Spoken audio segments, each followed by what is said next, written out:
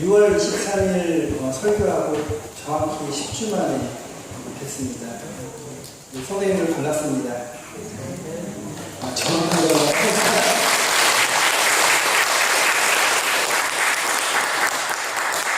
박수 받으면 의도 전혀 없습니다. 그때 한센 찬양대 찬양했을 때 예기 목사님께서 날로 실력이 좋아진다고 하는데 10주 동안 갈고 닦으신 것 같습니다. 찬양 감사합니다. 오늘 말씀 제목은 세상을 돕는 교회입니다. 영국의 유명한 마틴 로이드 존스 목사님은 이 사도행전을 일컬어 세상에서 가장 전율적이며 가장 감동적인 책이라고 하였습니다. 이 책에서 우리는 초대교회의 역사하신 성령 하나님을 만날 수 있습니다. 사도행전은 살아있고 실제적인 복음을 우리에게 제시합니다. 우리 성도님들 성령 충만하신가요? 성령 충만하시길 바랍니다. 저도 이 강단에 서기까지 말씀도 준비하지만 무엇보다도 제 말씀을 전하는 것이 아니라 성령에 의지하여 성령 충만함으로 말씀 전하고자 준비하고 노력합니다. 제 안에 있는 성령과 우리 성도들 마음에 있는 그 성령이 동일함을 믿습니다. 오늘 이 시간에도 성령께서 역사하시는 가장 전율적이며 가장 감동적인 예배를 하나님께 드리길 소원합니다. 여기 최초의 그리스인들이 있습니다. 이들은 엄청난 경험을 했습니다. 마가의 다락방에 성령이 불처럼 임하셨습니다. 이들은 성령 충만하여 순전한 마음으로 하나님께 기도하며 찬양하며 기뻐하였습니다. 여기까지가 사도행전 1, 2장까지의 나타난 초대교회의 모습입니다. 오늘 우리가 3장 1절부터 읽는 이 구절부터 이들은 세상과 마주하게 됩니다. 1, 2장에는 성도들끼리 교제하고 성령 충만을 받고 은혜 받았는데 그 힘을 가지고 이제는 우리 세상으로 나아가는 것입니다. 그리고 세상을 돕는 사역을 시작합니다. 이것이 바로 교회의 존재 이유입니다. 세상을 돕는 교회.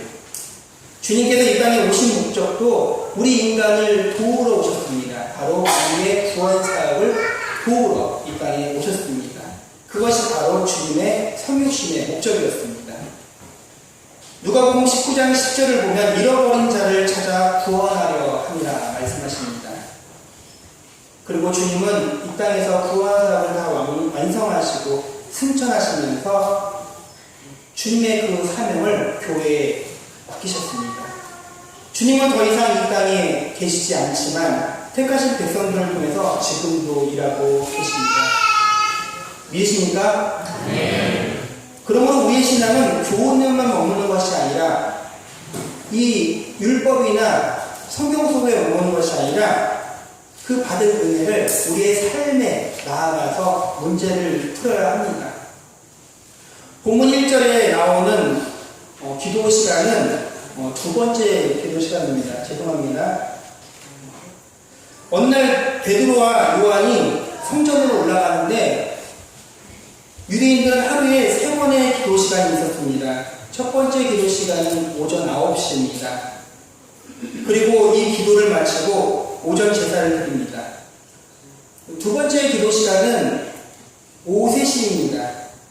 이 기도를 마치고 저녁 제사를 드립니다. 마지막 기도 시간은 하루 일과를 마치는 해질 무렵에 드립니다. 이렇게 3번의 예배를 드리는데 본문 1절에 나오는 기도 시간은 두 번째 기도 시간이었습니다. 이스라엘의 시간에 6시간을 더하면 우리나라의 시간과 같습니다. 그러므로 본문의 제9시는 오후 3시가 됩니다. 사도들이 오후 3시에 습관을 따라서 기도하기 위해 성전에 도착할 즈음에 그쯤에 이 낮 예배 시간에 가장 많은 유대인들이 성전에 오는데 나면서부터 걷지 못하는 불쌍한 사람이 그때 사람들이 가장 많이 오가는 곳에 사람들에 의해서 놓여지게 됩니다. 그 안진뱅이 거지는 성전에 예배하러 가는 사람들이 그냥 지나가기 어려운 가장 목 좋은 곳에 위치합니다. 그러나 많은 사람이 지나간지라 혼잡하여서 별로 주목받지 못하고 방치되듯이 있었습니다. 그곳의 이름은 미문이라 불렸습니다. 역사가 요세푸스는 이 문을 바라보면서 금과 은으로만 덮여있는 어떠한 문보다 가장 아름답다라고 말하여서 그때부터 유대인들이 이 문을 일컬어서 미문이라, 아름다운 문이라 부르기 시작했다 합니다. 이 미문은 성전 동쪽에 있는데 자그마치 크기가 23m 되는 큰 철동으로 된 문이었습니다.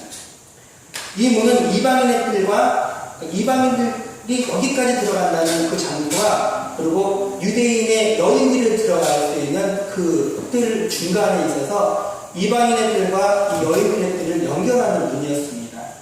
그러니까 유대인들이 성막 안으로 들어가기 위해서는 이 문을 통과해야 되는 것이죠. 그래서 가장 많은 사람이 오갔습니다. 이 미문에 앉은 안진뱅이는 그곳에서 엎드려서 구걸하였습니다. 사도행전 4장 22절을 보면 그 사람의 나이는 40여서나 되었다고 합니다. 지난 수십 년 동안 그 가족과 친구들이 그곳에 놓아주었던 그때부터 지금까지 천천히 그는 성전 미문에서 구걸하였던 것이죠. 사도들은 이 미문을 처음 지나가는 것이 아닙니다. 어린 시절부터 기도하려고 오갔던 곳인데 그동안은 이 안진뱅이 거지를 별로 주목하지 않았습니다. 그런데 이날은 성령이 감동하여서 제자들이 이 안진뱅이 거지를 주목하게 됩니다. 본문에 주목하다는 것은 원어상으로는 격렬하다는 의미가 있습니다.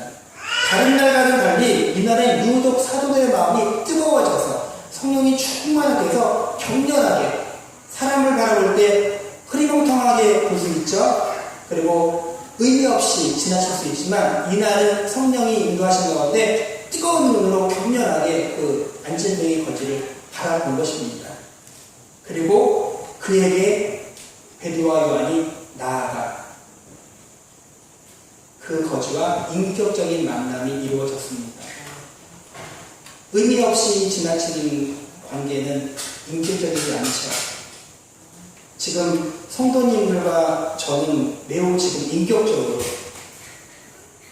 제가 성도들의 뜨거운 눈빛에 화상이 입은 것 같습니다. 제 눈빛은 어떠합니까? 한번 기어보시겠습니까? 사도들이 평소하고 다르게 그렇게 뜨겁게 뭔가 소망하는 마음으로 바라보는 것입니다. 그런데 안진뱅이 거지는 사도들을 바라볼 때 그냥 지난 수십 년 동안 있듯이 흐리멍텅한 눈빛으로 그냥 이렇게 보게 되는 것이죠. 그리고 베드로와 요한은 그를 주목하여 격렬하게 보면 두 가지 명령을 합니다. 첫 번째 명령은 4절에서 우리를 보라. 혹시 안진뱅이 거지 아니면 지하철에 오가면서 엎드려 있는 거지를 만난 적이 있으십니까? 요즘엔 조금 보기가 드물지만은 서울역이나 용산역 가면은 여전히 있습니다.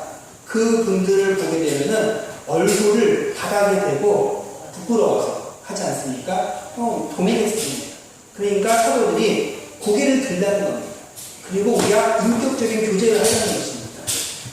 그러자 5절의 안진뱅이는 무엇을 얻을까 하는 기대감을 가지고 사도를 바라봅니다. 이에 베드로는 두 번째 명령을 합니다.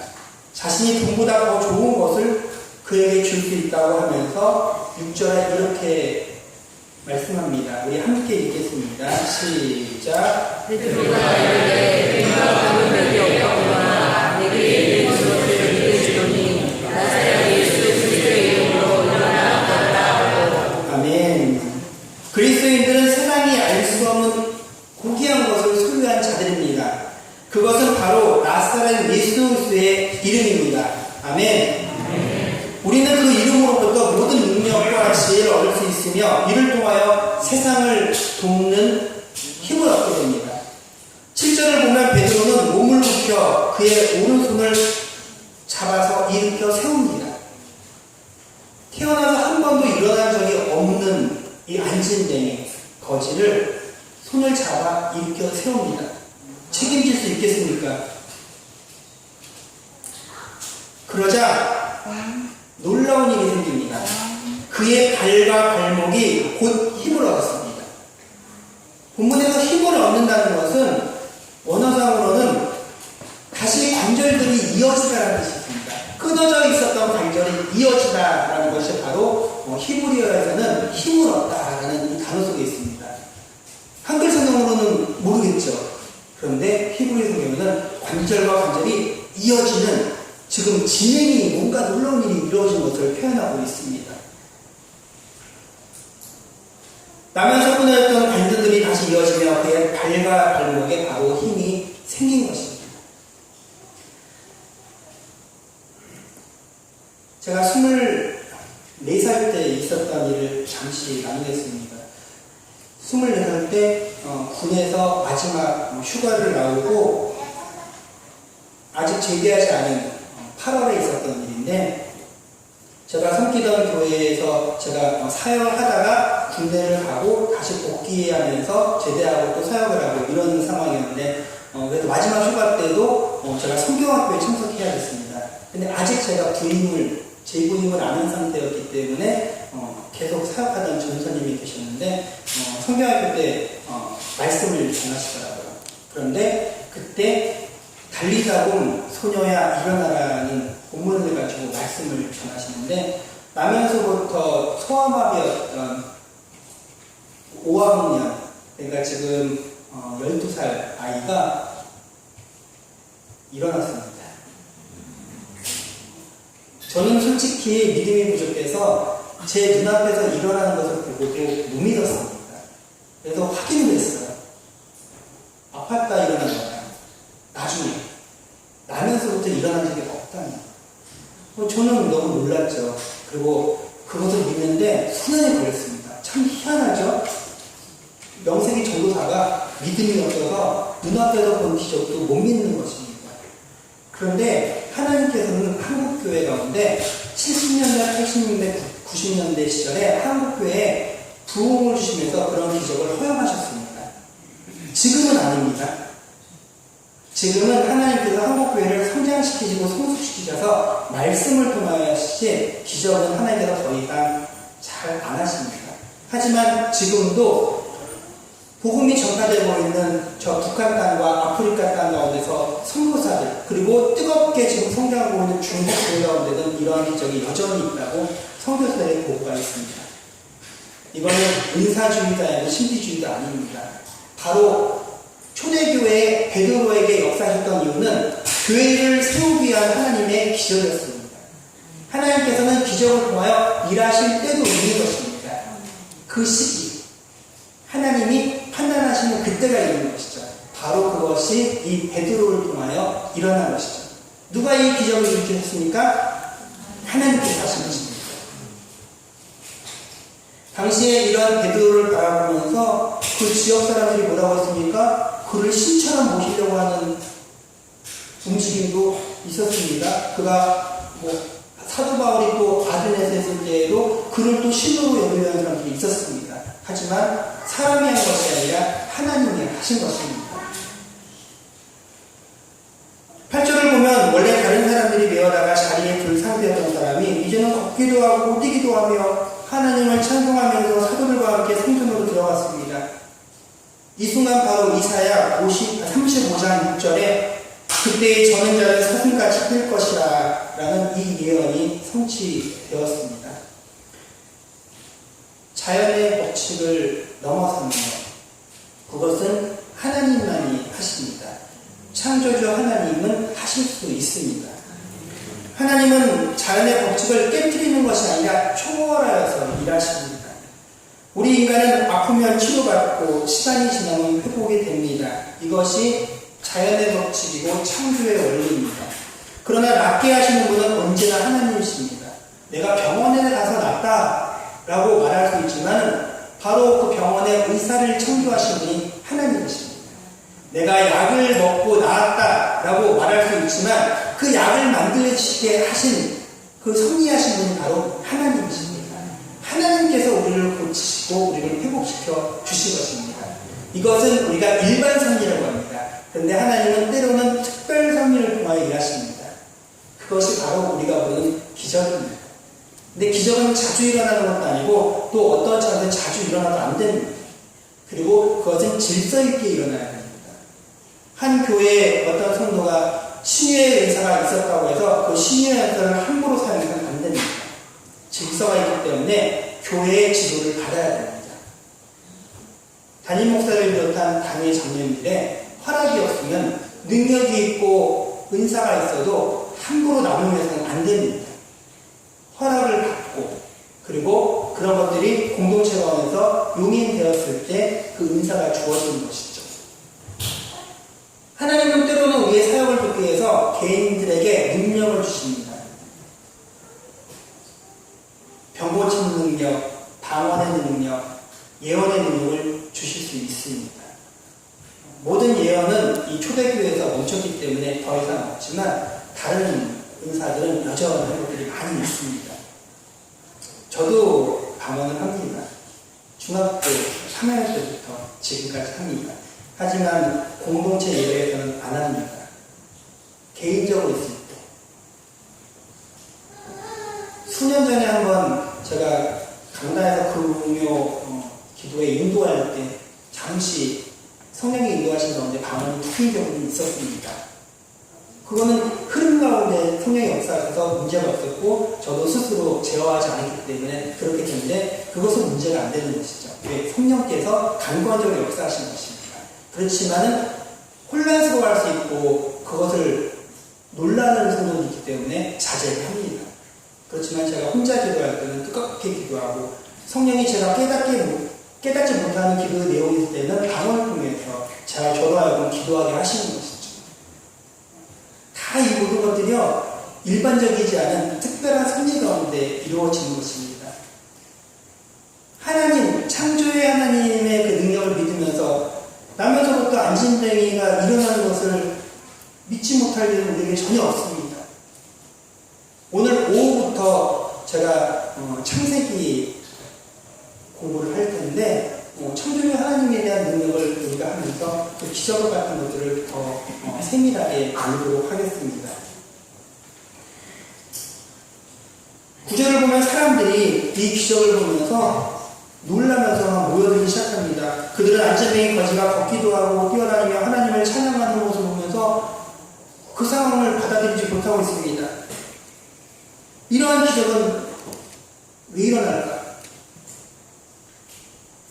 기적에 대해서 전문가들은 기적이 일어나면 사람들은 하나님을 찬양하거나 아니면은 두려움에 사로잡혀 떨거나 둘 중에 하나의 모습을 보인다고 합니다. 하나님께 영광을 돌리거나 놀래가고 그 상황을 인정하지 않거나. 기적을 경험한 사람들이 어떤 고백을 하는 것이 옳습니까? 우리가 놀래야 됩니까? 저는 처음에 기적을 보고 놀래서 못 받아들였습니다. 믿음이 부족했기 때문에 그랬습니다. 하지만 믿음이 있는 자들은 그때 어떻게 됩니까? 하나님의 놀라운 능력 가운데서 하나님을 찬양하고 모든 영을 주님께 올려드려야 됩니다. 바로 기적은 복음이 전파되기 위해서 그리고 하나님께 영광을 돌리게 하는데 바로 목적이 있습니다. 나면서 안진뱅이 거지가 일어나 걷고 뛰면서 하나님을 찬송하는 모습을 보면서 두려움에 사로잡힐 것이 아니라 하나님의 능력을 바라보았습니다. 우리가 이 기적에 관심을 갖는 이유는 그리고 제가 첫 설교를 이것을 하는 이유는 이것이 바로 교회의 본질이며 사명이기 때문입니다. 우리가 하는 일은 세상의 가치나 상식으로 일하는 것이 아닙니다. 우리는 날마다 기적과 같은 삶을 살아가는 것입니다. 외람되지만 오늘 이 자리에 예배드려 나오는 성도님들께 제가 조금 무서운 말씀을 드리겠습니다. 우리 성도님들 이 자리에 못 나올 수 있었어요. 하나님이 오늘 아침 내 눈을 떠주지 않았으면 우리 그냥 천국에서 오늘 천립에 못 드리고 내려다 갔을 겁니다. 웃긴 게 아니라 무서운 얘기예요. 하나님이 오늘 나에게 공급하셨던 호흡이 멈추면은 우리는 못 일어나는 겁니다. 거기서 멈추는 겁니다. 하나님이 저에게 힘을 주지 아니하면은 저는 오늘 이 첫 설교 못할 뻔했습니다. 그러므로 우리는 어떻게 사는 거냐면 날마다 내가 기적 같은 삶을 산다는 것을 고백하며 사는 것이죠. 그리고 하나님의 오늘 하루를 왜 주셨는지 그것을 기억해야 됩니다. 바로 날마다 기적 같은 삶을 살아가라. 근데 그런 기적이 뭐 바닥이 갈라지고 진짜 안진뱅이가 맨날 일어나고 그런 거 아닙니다. 현대 한국교회에서는 그런 거 하나님께서 필요하지 않으시기 때문에 역사하지 않으십니다. 말씀으로 충분하기 때문에 그렇습니다. 그런데 다른 기적이 날마다 일어납니다. 그것은 무엇이냐면은 구원의 기적입니다. 내가 날마다 구원의 감격 가운데 살아가는 것. 나 같은 죄인이 아무런 자격이 없는 자가 예배드리고 있다는 것. 이것이 기적이죠. 나처럼 믿음이 부족한 사람이 하나님이 믿어지는 것이 기적이고, 그리고 어떠한 일은 30분도 자리를 지키지 못하고 벌떡벌떡 일어나는 사람이 예배 1시간을 딱 앉아서 집중하는 것, 이것도 기적 아닙니까? 우리는 그러한 기적 가운데 살아가고 있습니다. 하나님을 내가 믿고 섬기고 예배한다는 것이 기적이고, 그리고 이 예배를 통하여 우리가 구원받고 생명을 경험한다는 것도 기적입니다. 우리 한샘교회가 그러한 기적을 날마다 경험하기를 소망합니다. 그런데 이것이 우리만 경험하는 것이 아니라 이 기적 같은 삶을 다른 사람들도 함께 알고 살아가도록, 지금도 죽음으로 달려가고 있는 불신자들에게 내가 줄 수 있는 최선이 무엇일까라는 것을 우리가 고민하고 그러한 삶을 살게 하는 거죠. 전도하는 것, 전도 많이 해보셨습니까? 그건 너무나 어려운 일입니다. 전도하면 그분들이 감사합니다라는 얘기 안 하잖아요. 수모를 겪고 굴욕을 겪고 때로는 맞기도 하고 욕도 먹고, 그런데 우리는 그 가운데 무너지면 안 됩니다. 바로 내가 당신을 살리고 싶습니다. 당신에게 생명을 주고 싶습니다. 라는 마음이 바로 전도인 거죠. 베드로와 요한은 안진뱅이 거지에게 그렇게 나아가고 있습니다. 나에게는 당신에게 줄 것이 없는데 나사렛 예수님은 줄 게 있다. 일어나 걸으라. 그 거지에 가장 필요한 본질적인 필요가 무엇인지 정확히 베드로는 알고 있었던 것입니다. 우리는 세상에 그러한 도움을 주는 자들입니다. 세상을 돕는 교회, 세상을 돕는 성도가 바로 우리가 되기를 원합니다. 10절을 보면 사람들은 그가 수십 년 동안 보았던 그 안진뱅이 거지인 것을 이제 깨닫고 놀라움에 가득 차게 됩니다. 그러나 이 사람들은 이 나면서부터 안진뱅이 거지가 신체적으로는 자기하고 엄청난 차이가 있기 때문에 그동안 무시하고 있었지만은 하나님이 보실 때에는 안진뱅이 거지나 그것을 보고 놀라는 사람들이나 영혼에 있어서는 전혀 차이가 없었습니다. 동일하게 보셨죠. 우리는 영적인 불구일 수도 있고 정신적인 불구일 수도 있고, 그 다음에 패배자의 의식을 가지고 살아가는 사람일 수도 있고 컴플렉스를 가지고 살아가는 사람이 있습니다. 다 장애입니다. 우리 좌우에 있는 분들한테 그렇게 하겠습니다. 당신은 장애우이십니다. 괜찮습니다. 한번 해보세요. 당신은 장애우이십니다. 마음이 어떠십니까? 이것을 우리가 받아들이는 것은 매우 중요한 겁니다. 정확히는 제가 이렇게 말씀드리겠습니다. 우리는 죄인입니다. 이것을 표현을 좀 바꾸니까 너무 어색하고 받아들이기 어렵죠. 하지만 우리가 죄인이라는 것은 영적으로 장애가 있다는 겁니다. 그러면 어느 누구도 뭐 신체적으로 외적으로 장애가 있는 분들을 보면서 우리가 장애가 있다라고 그렇게 인식하면 안 됩니다. 저 사람은 신체적으로 어려움이 있구나. 근데 나는 정신적으로 어려움이 있지. 그러면은 같은 겁니다. 하나님은 공평하십니다. 인간을 창조하실 때 어느 한 사람을 기울게 창조하지 않으셨습니다. 앞에서 설교하는 저나 자리에 앉으신 우리 청중들이나 하나님 보실 때는 똑같은 가치로 바라보십니다. 목사나 장로나 권사나 집사나 하나님은 동일한 시선으로 바라보십니다. 그렇기 때문에 우리는 누구든지 구원받을 수 있는 가능성이 있는 것이죠. 하나님은 우리가 장애가 있음에도 불구하고 그것을 개의치 아니하시고 예수 그리스도를 통하여서 그 모든 문제를 해결해 주시고, 할렐루야. 그리고 그것을 믿는 자들에게는 하나님께서 그 모든 것을 사하시고 의롭게 오셔서 하나님 나라의 백성으로 축복하셨습니다. 얼마나 감사합니까? 복음의 가장 큰 메시지는 우리가 죄 가운데 태어났다는 것입니다. 다윗은 시편 51편 5절에서 이렇게 말합니다. 내가 죄악 중에 출생하였으며 어머니가 죄중에서 나를 잉태하였느니라. 본문에 나타난 첫 번째 원리는 인간이 완전하게 창조되었으나 하나님을 거역하고 죄를 지었으며 그들의 후손이 죄악 중에 태어났다는 것입니다. 안진뱅이 거지는 우리 인간의 현재 상태를 보여주는 하나의 적나라한 그림으로 볼 수 있습니다. 하나님의 아들이 천국을 떠나 이 세상에 오신 것도 바로 인간이 죄로 인하여 상실한 그 원래의 모습을 회복해 주시기 위함이었습니다. 또한 본문에 나타난 두 번째 원리는 세상의 우리를 근본적으로 도울 수 없다는 것입니다. 세상의 안진병의 거지를 위해서 할 수 있는 것은 몇 푼의 동량을 하는 것 뿐이었습니다. 이 동량은 인간의 생명과 직접적인 연관은 없습니다. 잠시 생활의 필요를 채워주고 오히려 더 갈급함을 만들 뿐입니다. 물론 세상은 일시적으로 우리에게 위안을 줄 수는 있습니다. 저도 맛있는 음식을 먹으면 힘이 나고요. 좋은 음악을 들으면 마음의 평안함을 느끼고, 그리고 마음이 통하는 사람과 대화를 하면 얼마나 행복한지 모릅니다. 그러나 이것이 세상이 우리에게 줄 수 있는 전부입니다. 그 이상을 못 준다는 것이 한계입니다.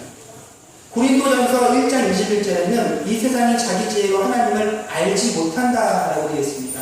하나님을 알지 못하는 자들은 가장 근본적인 문제를 해결하지 못합니다. 세상은 그 모든 지식을 총동원하여도 우리의 근본적인 문제를 결코 해결하지 못합니다. 그러면 우리 한샘교회 성도님들은 어떤 필요가 있을 때 세상에서 구하지 마십시오. 이 주일날에는 이 자리를 지키십시오. 돈을 덜 버시고요, 일을 덜 하셔도 좋습니다. 믿음으로 내가 굶어 죽더라도 이 자리를 지키십시오. 주일 성수는 주일 예배 한 번 드리는 것을 의미하는 것이 결코 아닙니다. 24시간 하루를 온전히 주님과 교제하고 성도와 교제하고 주의 몸된 교회를 섬기는 것이 온전한 주일 성수입니다. 예배드리고 바로 놀러가는 것 주일 성수 아닙니다. 제가 외람되지만은 지난 여기 부임하기 전까지 섬기던 교회 흥분이 시작했습니다. 안 들리는 게 작게. 우리 교회는 11시에 딱 한 번 드리잖아요. 그 교회는 1부, 2부, 3부, 4부, 오늘부터는 5부 예배까지 드리는 교회인데 1부 예배 드리는 사람들을 제가 주목해서 봅니다. 이분들 6시 1부 예배 드리고 주일 성수했다고 가방 싸고 놀러 갑니다. 이럴 수가. 안 됩니다. 그렇게 하는 거 아닙니다. 주일에는 그렇게 하는 거 아닙니다. 주님을 섬겨야죠. 온전히 교회를 섬기는 것입니다. 제가 그 교회를 사임하고 부임을 준비하면서 몇 주 쉬어봤거든요. 그리고 금토 주일날 한번 여행을 가봤습니다. 그래서 성도들이 과연 주일을 어떤 마음으로 보내는가? 그러니까 교회에 안 나오는, 제가 이제 섬기는 교회가 없으니까 그 지역에 이렇게 했습니다. 제가 목사니까 제가 예배를 인도하고 예배를 드렸습니다. 그렇게 할 수 있죠? 예. 그런데 그러면서 성도들이 이런 마음이구나 하는데 한 번 해봤는데 더 이상 하면 안 되겠더라고요. 사람이 마음이 감사해서 이렇게 해도 되는구나 라는 마음이 드니까 이러면 2번 빠지고 3번 빠지면 교회 안 나오겠더라고요. 그거 잘못된 것입니다. 우리는 죄인인지라 편리함을 추구하기 시작하면 한없이 편리해지려고 하다가 결국 죄를 짓습니다. 본문에 나타난 세 번째 원리는 사람들은 교회에 잘못된 것을 기대한다는 것입니다. 베드로와 요한이 성전에 올라가려 할 때 그는 몇 푼의 동전을 원했습니다. 그것이 바로 그 안진뱅이 과제의 근본적인 잘못입니다. 세상은 교회가 줄 수 없는 것을 구하고 있습니다. 교회한테 자꾸 뭐를 달라, 교회는 뭐를 해야 된다, 세상이 요구합니다. 그건 세상이 우리에게 요구할 내용이 아닙니다. 세상은 온갖 것들을 기대하면서 교회의 최대 임무는 사회 구제라고 우리에게 막 명령합니다. 그러나 이것은 세상이 스스로도 감당할 수 있습니다. 지금 이 시간에도 우리 대한민국은 쌀이 남아도입니다. 아십니까? 근데 저 산발선 이 부분 쌀이 부족합니다. 전문가들은 남아도는 쌀을 주기만 해도 북한 사람들이 충분히 먹고 산다고 합니다. 선진국은 음식이 남아서 버리기까지 합니다. 멀쩡한 밭을 갈아엎기도 하죠. 그런데 지금도 아프리카 땅 가운데서는 수많은 아이들이 굶주려 죽습니다. 이 시간에도 죽습니다. 그런데 그 선진국이 그 아프리카를 돕지 않습니다. 왜 그렇습니까? 인간의 이기심 때문에 그렇습니다. 그것은 교회가 안 도와도 세상이 자신들의 마음을 열면 충분히 해결할 수 있는 문제입니다. 그건 교회의 일이 아닙니다. 제가 이 말씀을 드리는 것은 교회가 그 일을 할 필요가 없다는 것이 아니라 교회가 그 일은 우선순위가 아니라는 것입니다. 교회는 영혼을 살리는 일이 첫 번째 일입니다. 그리고 그 일을 하면서 복음을 전파하기 위해서 구제를 하고 장학을 하고 그리고 세상에서 봉사를 하는 것이죠. 그 목적도 동일하게 이 기적과 같이 영혼을 구원하기 위해서 우리는 구제를 하는 것이고 영혼을 구원하기 위해서 우리는 장학사업을 하는 것입니다. 우리 성도님들은 교회로부터 무엇을 기대하고 계십니까?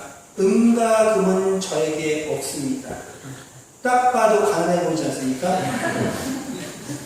저한테 돈 달라고 하지 마십시오. 저를 도와주십시오. 이상하잖아요. 목사한테 그렇게 구하는 것도 아니고 저도 성도들한테 그렇게 구하는 것이 아닙니다. 하나님께서 다 적절하게 주십니다. 저는 교회가 주시는 걸로 만족하며 살 수 있는 믿음이 있어야 되는 것이고 성도님들은 성도님들의 삶 가운데 주님께서 주신 걸로 만족할 수 있어야 됩니다. 교회한테 손을 벌리거나 또 작은 교회가 큰 교회한테 도움을 보거나 그 모든 것들이 다 성경적이지 못합니다.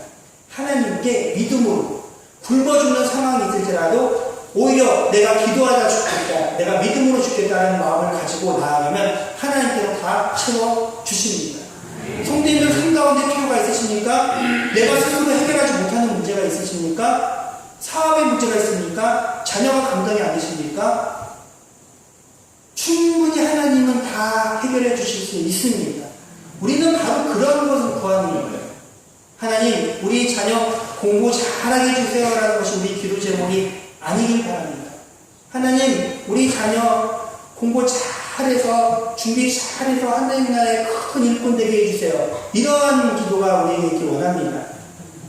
하나님, 저 사업 잘 되게 부자 되게 해주세요가 우리의 기도가 아니기를 원합니다.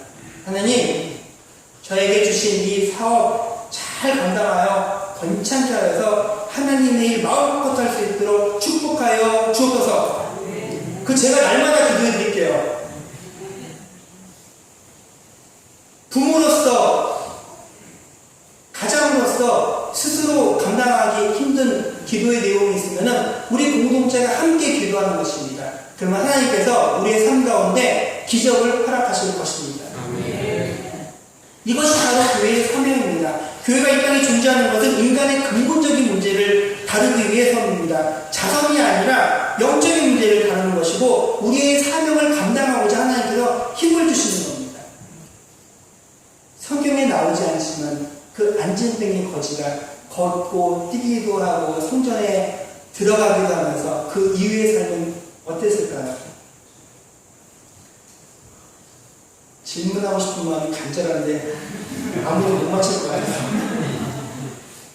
그 이후로 그는 주님을 평생 따라다니면서 복음을 전했을 것입니다.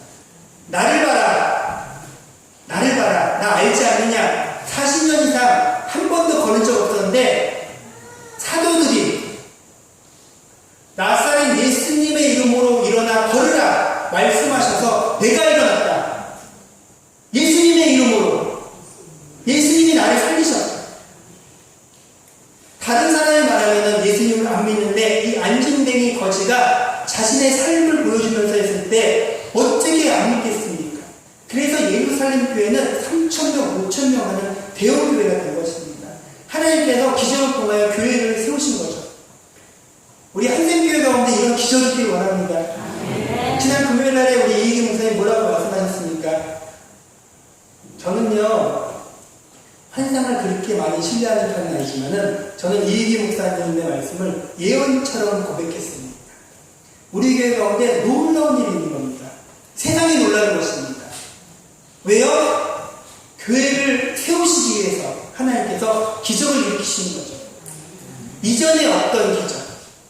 바로 예루살렘 교회 가운데 하나님께서 교회를 세우시기 위해서, 그리고 그것을 기반으로 사도 바울이 초대교회를 세우신 것처럼, 7교회를 세우는 것처럼 그러한 교회를 세우시기 위해서 하나님께서 그 당시에 사도를 통하여 초대교회는 날마다 기적이 되었고 믿는 사람들이 날마다 더하였습니다. 우리 가운데 그러한 소망이 있기를 원합니다.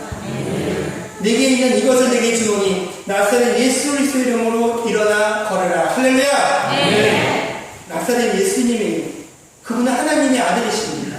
그분은 인간의 몸을 입고 이 땅에 오셨고 우리와 함께 사셨으며 십자가에서 죽으셨습니다. 그리고 다시 부활하셨습니다. 무엇을 위해서 그렇게 하셨습니까? 나를 구원하기 위해서. 이것이 바로 복음의 핵심입니다. 마태복음 28장 18절에는 이렇게 기록되어 있습니다. 하늘과 땅의 모든 것을 우리에게 주셨습니다. 내게 주셨습니다.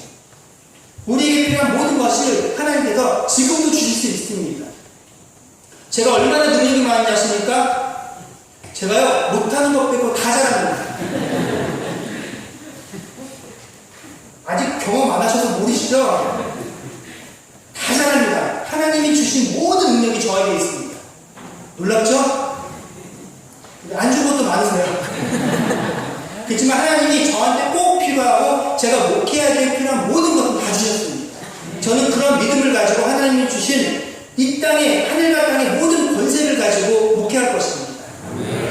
우리 성도님들에게도 하나님이 저에게 주신 그 권세와 능력을 주셨습니다. 이것을 믿었을 때 하나님이 우리를 통하여 일하시는 것입니다. 우리의 필요한 모든 것이 주님에게 있습니다. 하나님, 나에게 능력 주십시오. 내가 감당할 수 있는 힘을 주십시오. 지혜를 주십시오. 그러면 이 땅에 오셔서 우리 모든 문제를 해결하신 그 주님이 지금도 하늘 보좌 우편에서 그 보좌에서 우리를 위해서 중보하고 계십니다. 베드로가 안진뱅이 거지의 손을 잡고 일으켰을 때 발과 발목에 곧 힘을 얻어 우리의 끊어졌던 모든 관계가 맺어지고 무너졌던 모든 것들이 세워지고 힘을 얻어 일어나 걷기도 하고 뛰기도 하며 성전으로 들어가 하나님을 찬송하는 우리 한샘교회 성도님 되시길 바랍니다. 단 한 가지 조건이 있습니다.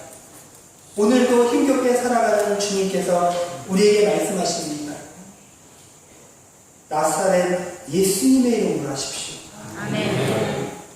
이 말씀이 우리의 영혼과 우리의 인생의 능력과 위로가 되어 세상을 돕는 한샘교회 모든 성도님 되시길 주님의 이름으로 간절히 축원합니다. 기도하겠습니다. 하나님, 우리에게 생명 주시고 믿음 주시고 가정 주시고 생업 주시고 무엇보다 귀한 한샘교회 허락하신 감사합니다. 하나님, 나에게 주신 것이 이토록 많은데 그에 더하여 나사렛 예수님의 이름을 주고 또한 하늘과 땅의 모든 권세를 주심을 감사드립니다. 이제는 받는 인생이 아니라 세상을 돕는 자가 되게 하여 주시옵소서. 우리 교회가 지난 47년 동안 주님께서 주신 은혜가 너무나 크고 놀라운데 이제는 세상을 돕는 교회가 되게 하여 주시옵소서. 하나님, 그를 통하여 날마다 부흥하며 성장하며 하나님께서 우리를 통하여 일하시기를 소망하고 기뻐하시는 축복받은 복된 교회, 주님께서 하늘에서 가장 축복하시는 교회로 주님 인도하여 주시옵소서.